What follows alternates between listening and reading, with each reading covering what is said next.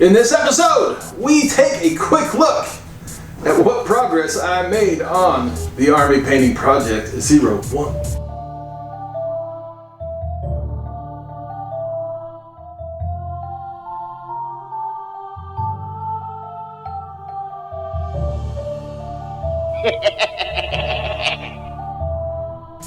Welcome, host, once again to another darkness-filled episode of the Throne of Angels video blog.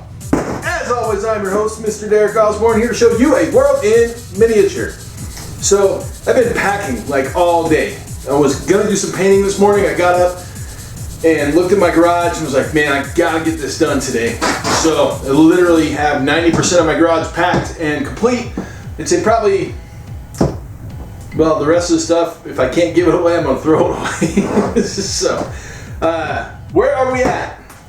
Well, I got some feedback from hopefully a long-time listener, first-time caller, the Midwestern Explorer, about how I present. Totally awesome, right? So any feedback you guys throw at me, I totally appreciate it. I wrote it down, I basically packed it in a box, and it's moving with me to my next location. This will be the second to the last shot in this location. Obviously the last one will be next week, and it'll be bare bones. I probably will have nothing up but a folding table, because my expectation is my painting desk and everything moved out in the garage and ready to be moved that following Monday, Tuesday, or Wednesday. I'm not sure what day we're moving, but anyways. So he suggested shorten up the long-winded running my mouth beginning, which is totally fine. I have no issues with that. I used to actually write a script and what I was going to talk about, and that didn't work out so well for me because I always went off script. But I will do my best to pick a target, like 4 or 5 minutes of the intro instead of 8 to 12, and keep it there. So he wants to see more of the project, and I want to show more of the project. So with that in mind, essentially I'm going to figure out a way to make this intro part much shorter, that part a little bit longer, and then the wrap, well, the wrap will stay about the same because it's usually only about 2 minutes. So with that, let's just jump right in, take a look at what we've got done, and then we'll hit that wrap right quick.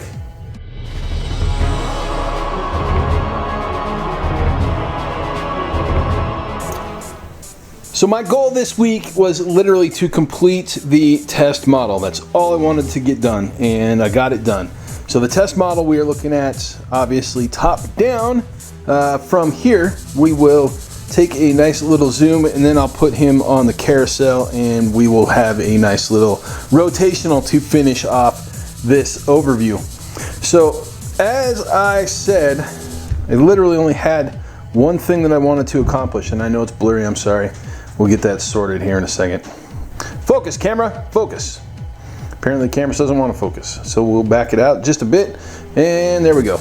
Okay, so essentially, I spent too much time on this model, but I was having fun, and quite honestly, that's what the whole point of this project is to have a good time and put some paint on some models.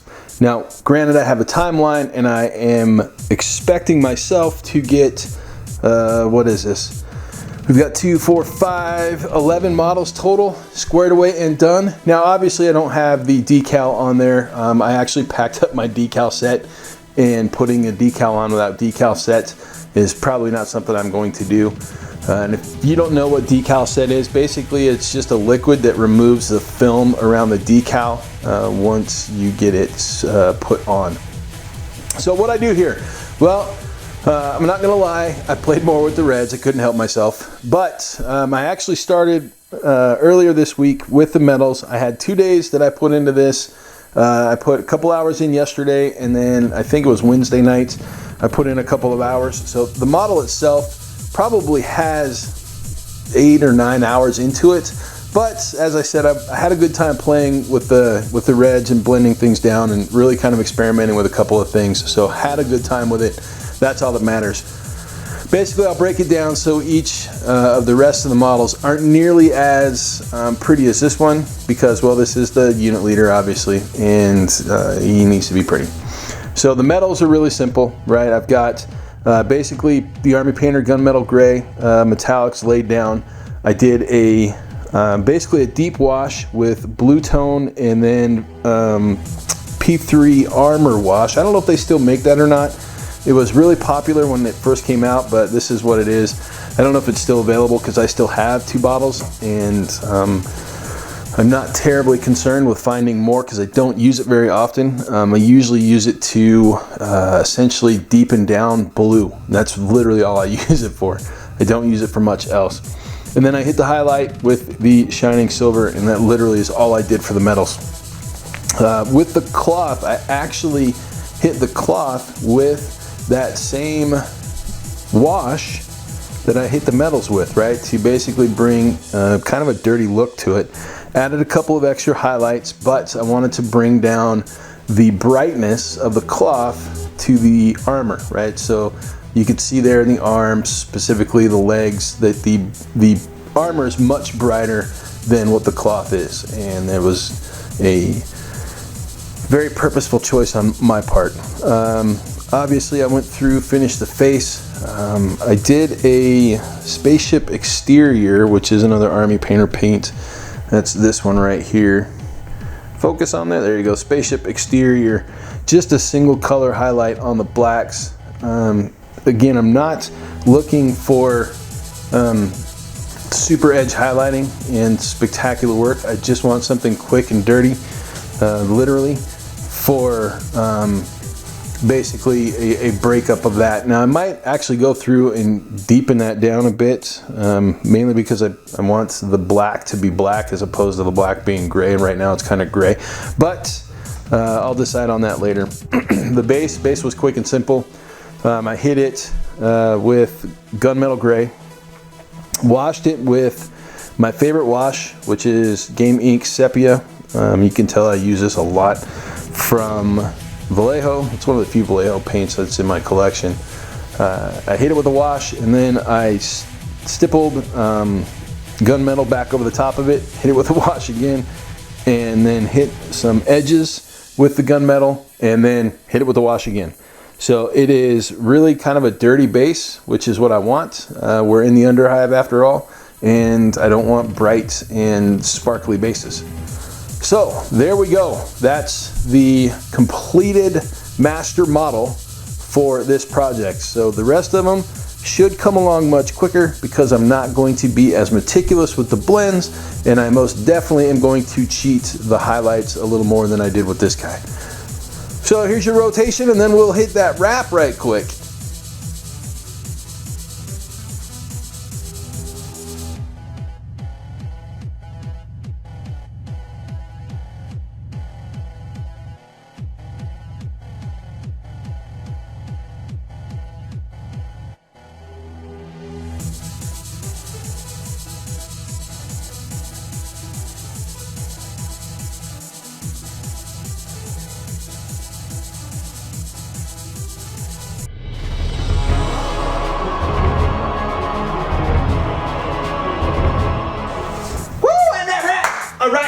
So the astute viewer will notice that Cthulhu is sitting on some battle foam bags.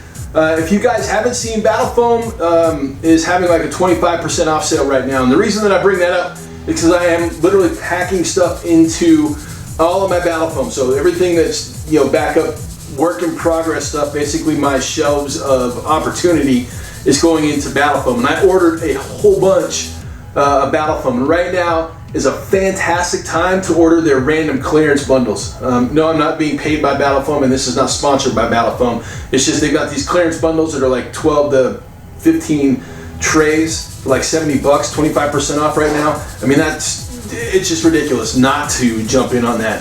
But, so as we saw, I've got one model done, completely done, and that was my goal for the week actually, was just to get the test model complete, mainly just due to the fact that I knew that with my time in Georgia for a day, plus all the packing that I have to do, I have to be kind of really focused on what's going on. So this next week, my plan is to get all of the blacks and the metals squared away on the rest of the models. we'll see how that fares. And so with that, as always, thanks for joining me, and we will catch you next week.